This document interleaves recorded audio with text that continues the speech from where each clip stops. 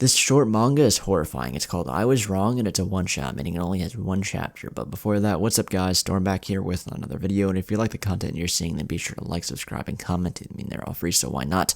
And if you want some dope channel merch, or if you want to see more from me, then go follow me on Twitter, Instagram, and TikTok, or check out my other channels, which will all be linked down below. But without further ado, why don't we just dive right on in. Now, what this manga manages to convey and the story it tells will definitely freak you out, even with how short it is. So you might want to read it first, but if not, spoilers ahead. So it follows the story of Furia, who's grieving the death of his girlfriend Sarah, but within literally the second page, Mans admits he killed her. Just an immediate twist that you didn't see coming. He goes on to tell how they met and how she was the prettiest girl in school, and that one day she confessed her love to him and that his head was in the clouds with joy. But that pretty much all changes when he reveals that she had some major red flags. Bro, so she put a listening device around him, a GPS tracker on him, and even threatened him with a knife. So some major yandere vibes for sure. She says she would do anything for him, but the comparison that Sarah uses for Furia is so fucked up. She tells him that it's normal you would feel anxious if something important goes missing, and she compares him to her wallet. He has to use sleeping pills to fall asleep, and that's when she says that she'll never break up with him, even if she's dead. But then bro does the craziest thing and pushes her down some stairs, killing her. And then while bro is just chilling, saying he can finally relax, she comes back as a ghost asking him out on a date. He's obviously shocked but realizes that she came back as a ghost. She says she loves him, but Furia is rightfully freaked out. He tries to get rid of her, but it doesn't work, and he screams at her, but Sarah tells him that she's sorry, and that she's still his, and that even after everything he's done, even killing her, and that she still loves him, even though he's a murderer. Even though these characters have barely had any time to grow, you still feel the emotion with what's happening.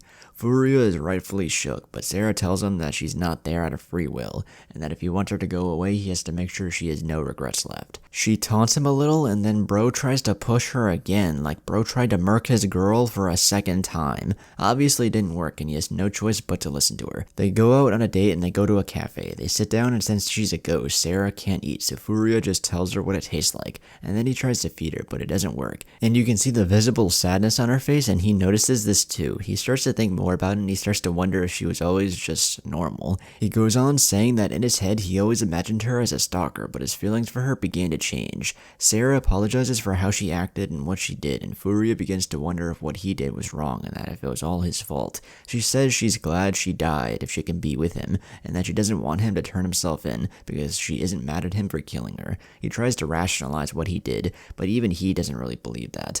After that, Sarah didn't really ask for much and Furia returned to school. He realizes no one knew the stuff she did, and he didn't know why he was so scared of her. After talking some more, they try to hold hands but obviously can't.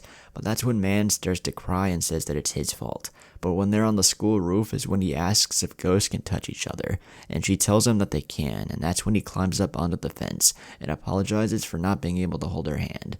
She tries to stop him, but he goes on to say that he can't live with himself, knowing that he killed someone and that he couldn't stop taking the sleeping pills after she died. He goes on saying that he can't save her and he can't live with the guilt anymore, and that he finally understands she did nothing wrong, and that it was all his fault for not understanding her feelings and for having a boyfriend like him.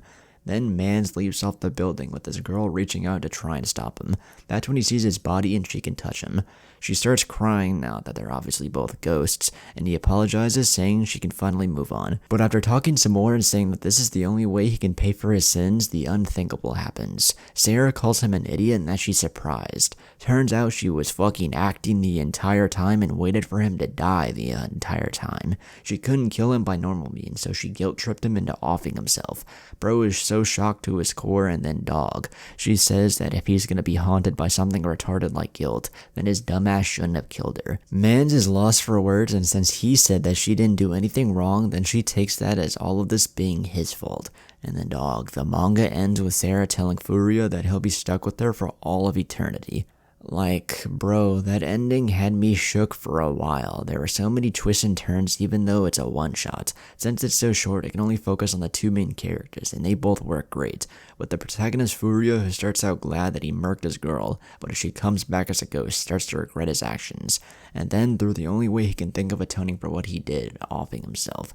But with the antagonist Sarah, seeming like this yandere stalker, but as she comes back, you realize that she's just a normal girl who was checking in on her boyfriend. But but with it turning out all to be an act to get Furia to off himself.